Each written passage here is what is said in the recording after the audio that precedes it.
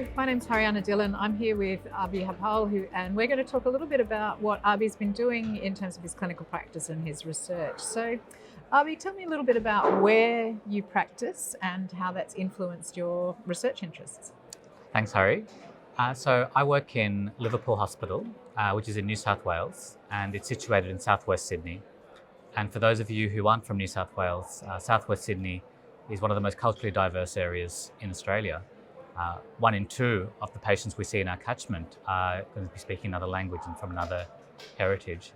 And I guess I'll take one step back. I actually did an overseas fellowship at the Royal Marsden in London in phase 1 trials. And while I was doing that, I noticed that the majority of the patients were probably Caucasian, university educated, and very similar. And I was living in London, which is one of the most diverse cities. Mm-hmm. And that's when I really started thinking critically about why is it that we have such an overrepresentation in trials. And when I came back to Liverpool, I knew Liverpool was a very diverse area. So I took my PhD in a slightly different turn, and I spent this second part really thinking critically about the current situation and solutions, barriers.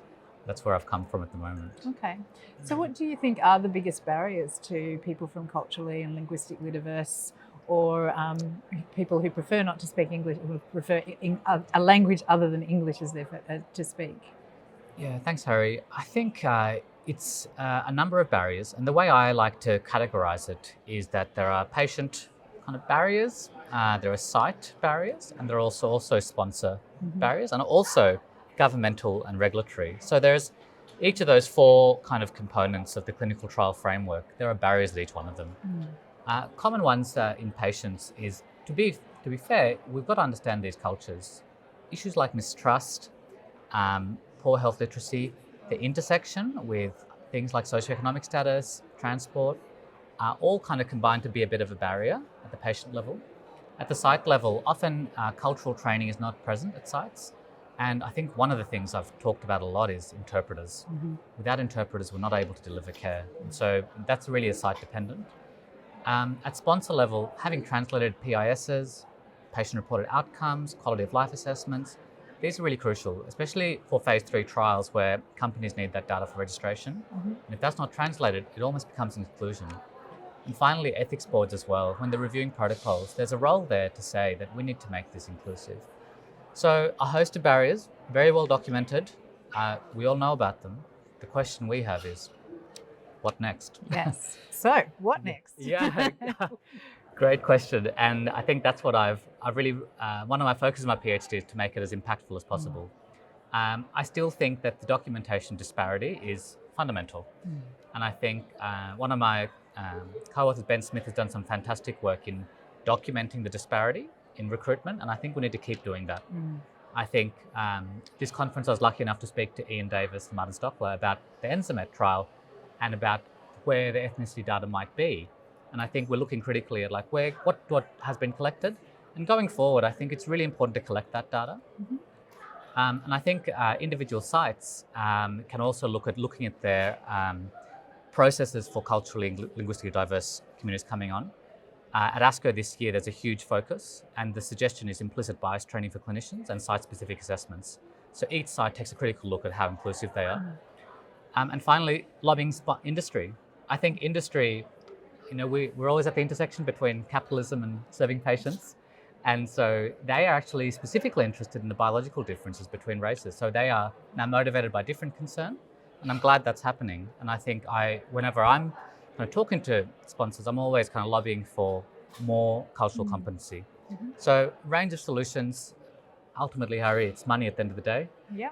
And trying to find the levers for money. And I think I'm really grateful that ANZUP has found a forum for this kind of work. And the cooperative trial groups have been a great location and venue for this kind of discussion. And I'm really excited going forward slowly. Okay.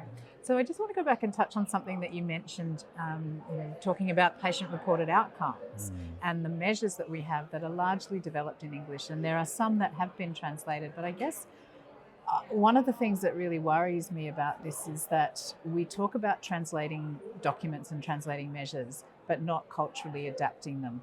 And I don't know whether you've got any kind of experience of having considered how you would go about culturally adapting measures or even information to better serve the population that you work with.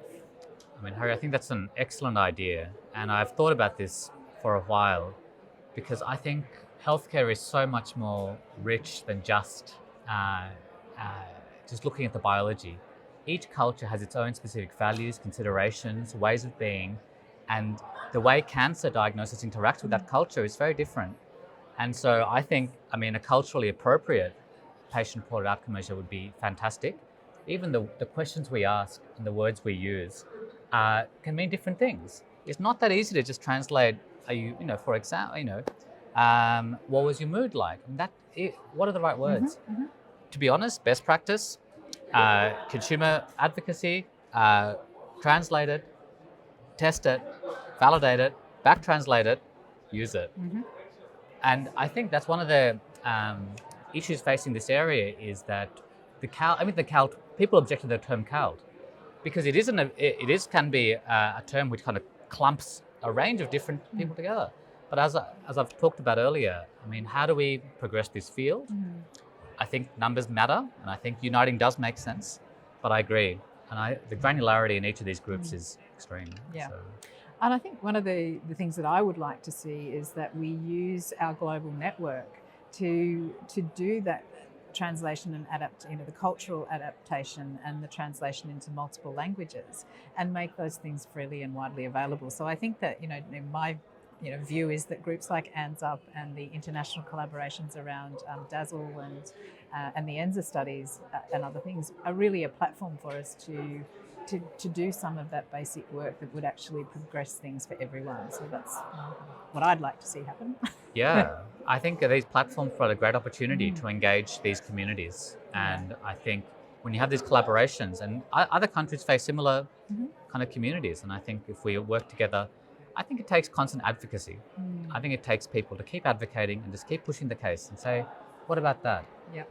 Without that kind of active encouragement, we'll return to the status quo, which is where we are now. And we're going to be in the same position in 5 years' time if we don't all kind of make a change. So I'm really looking forward to having you back next year to see where you've gone with your PhD and how much things have changed and what new work we need to do. So thanks very much for talking with me, Abhi. Thank you, Harry, and just want to thank the opportunity ANZUP has provided to showcase this work, and thank you for this opportunity as well. Okay, pleasure.